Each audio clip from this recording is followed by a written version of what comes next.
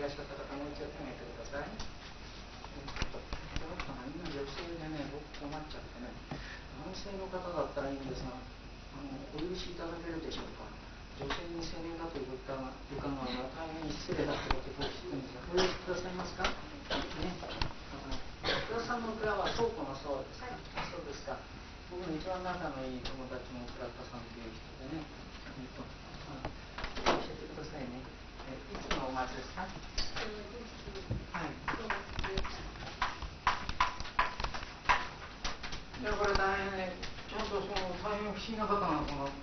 目の前にちゃんといてくれるから、こういうお話ってなんだか嘘みたいにね、白くなっちゃうんですよ。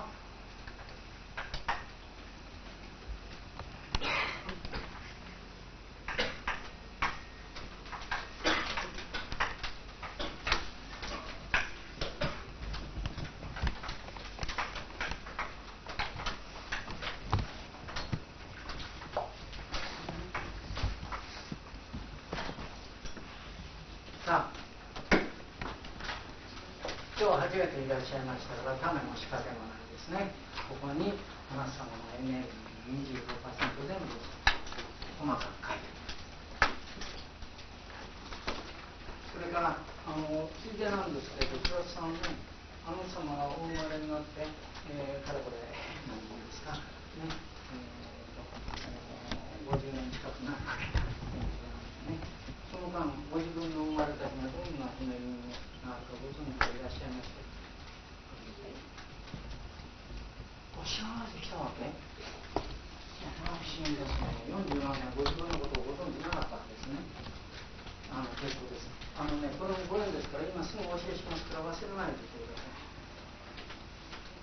い。あなたがお生まれになったのは1900何年ですか。42年ですね。それから少しね、遡りまして1917年、ね、書いておいてくださ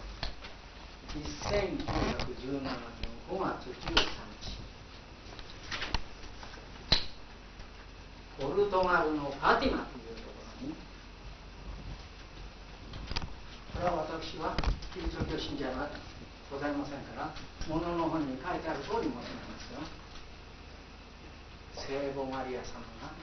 現れました。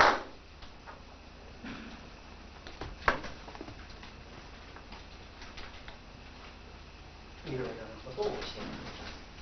事件これはごく10年以内に大変なことの仕事をしたのを覚えていらっしゃいますか。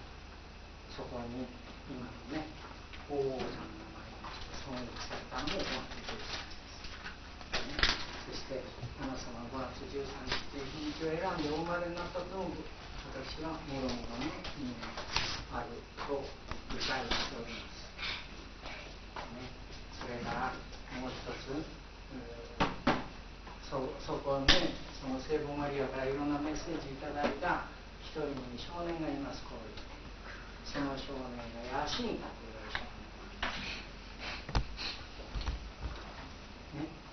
その少年がヤシンタという少年でございましてね、そのヤシンタという少年をまた一つその何でしょうか、注目した山下さんという方がいましたね。その方が今度は今月の第3水曜の東京の万世橋というところでとても言っております。それを始まる前にその方の体験を話してくださった状態です。なぜかというと、その方は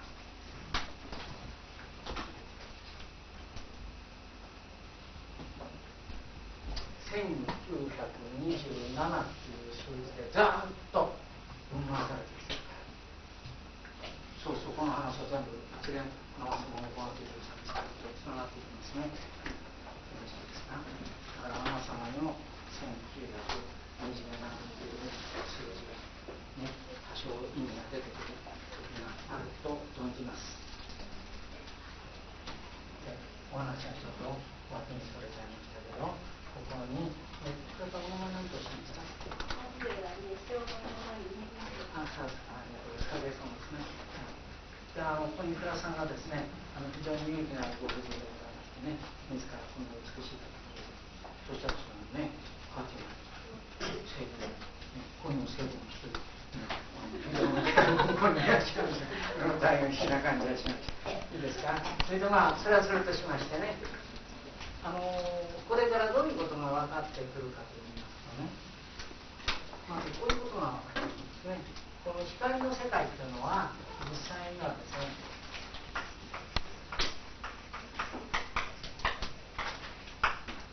この9つのエネルギーからできている。これはもうエネルギーを表す数値じゃないですよ。そしてこのうち私たちが住んでいるのはこの世界です。ここからここまで。これは私たちが肉眼で見る虹の世界なんですね。虹の世界。それから虹には紫なんじゃないかと思われたことがあるかもしれませんが、なぜ紫に見えるかとかっていうのは来年の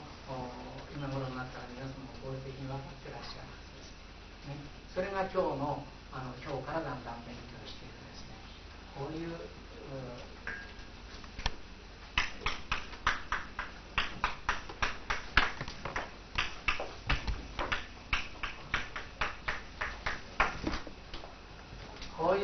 今日からご勉強することはですね。で、これをこれからご勉強するものですから、じゃあどうして使ったらいいかというのは、それはだんだん勉強していたださってですね、分かります。で、こういうことをなぜご勉強しなくちゃいけないのかというと、これはまた私のある意味では個人的な問題になるかもしれませんが、私がこういうわけのわかんない誰もやったことのないことを約13年やっておりましてですね、過去の12年を考えておますと、このように位置づけできると思います。それはどういうのかというと、私の前に誰もこういうことに気がついてくれなかったものですから、私が大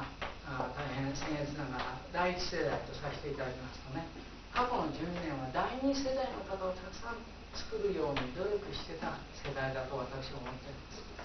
で、第二世代のはどういうように、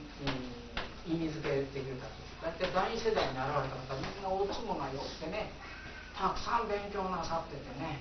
そしていくらこっちが説明しても分かってくれなくてね、わけのわかんない質問ばっかり会場へ来てしてね、もう調査をうんといじめてくれる方が各10年あらゆるところでたくさん発生してきたんですね。もううんざりしちゃってね、どうしてもない苦しい目に遭わなくちゃいけないのかと思ってたんですね。そしたら12年経ちましたら、第3世代にさっきおっしゃい6月の18日からね、第3世代に入ってきちゃったんですね。第3世代に入ってきましたら、大変ありがたいことに理屈抜きで、実行する方が次々と現れた。よく私ご当地でも申しますね、一番人間がたくさんいて一番光の砂漠は東京ですってよく申します。だから私は東京のことを東京砂漠って呼んでるくらい、光で言ったら本当に砂漠なんです。あそこにですね、今ごとごと騒いでる東独っていう国家の倍以上の人間がいるんですよ、ね、たったの東京都と1都3県だけ。それでいてですね、光なんて分かってる人なんかもうこの松永とは同じくらいになってるかもしれないけど、実数はね、あとは同じくらい少ない。どうしてだろう。ところがありがたいことに第一が東京から発生しました。理屈抜きで実行しています。そして理屈抜きで広めているんです。大変不思議なことが起こったんですよね。そしてこれは東京だけかなと思ったら東京だけじゃなくて、ある意味で言ったらご当地さんです、ね、だんだんいわゆるそれを私第三世代何でもワンツースリーと揃わないといけませんのでね、そうすると面白いんですね。第二世代でなんとなくそう思ってたなと思ってた方はまた目覚めて、ある意味で言ったら第三世代の仲間入りしてる。それでこう広がり方もね、広さと幅となんていうか紙に違ってまいります。でちょっと横道にそれましたけど、これでできてる。これが我々の肉体の所属している物質世界の光エネルギーです、ね。そうすると皆様の心というものが所属しているところはあと1と9と8っていうのがあるんですね。でこの中で特にご注目